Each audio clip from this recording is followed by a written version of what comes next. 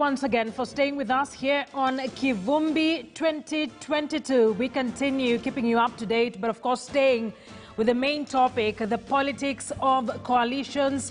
Where have we come from? Where are we now? And what we expect to see in 2022 general elections. Already political alignments and realignments are being witnessed. Will they bear any fruit? Will we see an election where there will be against coalitions or coalition against a party? It's a matter of wait and see. We'll be continuing with this conversation with Alutalala Muhwana, who is a lawyer and political analyst, Joshua Kipto, who's the Speaker of Nandi County, as well as Homa Bay Town Member of Parliament, Peter Kaluma. And this conversation will be coming your way at the top of the hour at 10 p.m. I am Akisa Wandera. Thank you for staying with us. Let's now get into the news updates. Now, the One Kenya Alliance is set to make major announcements tomorrow following a retreat in Naivasha to chart the way forward. The meeting bringing together the party leaders of Wiper, Amani National Congress, Ford Kenya and KANU parties could name the alliance's presidential flag bearer in the 2022 election. KTN's Ibrahim Karanja reports from Naivasha.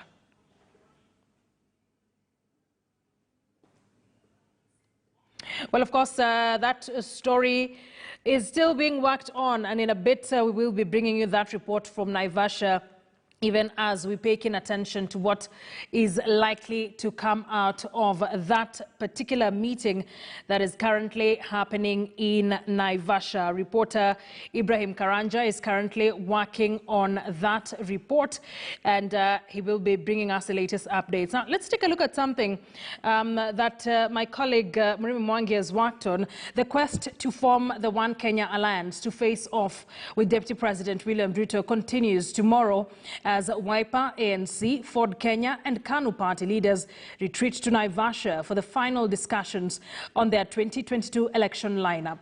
And as KTN senior political reporter Murimi Mwangi now tells us, the meeting is expected to be heavy on political undertones under what now appears to be mounting state pressure to reunite ODM leader Raila Odinga with his 2017 coalition partners Musalia Mudavadi, Kalonzo Musyoka and Moses Wetangula.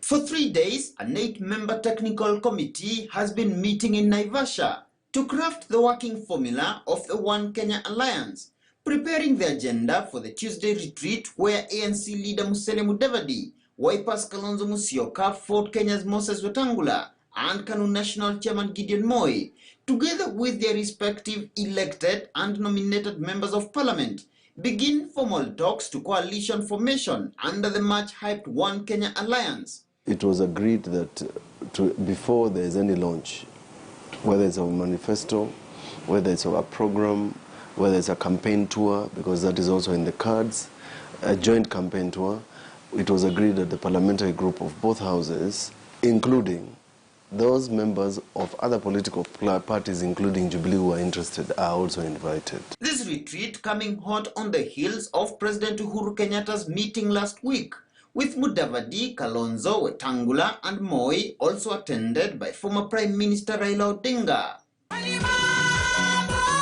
Yet talk has been rife about a likely reunion of Odinga with his 2017 coalition partners, whom he recently divorced politically.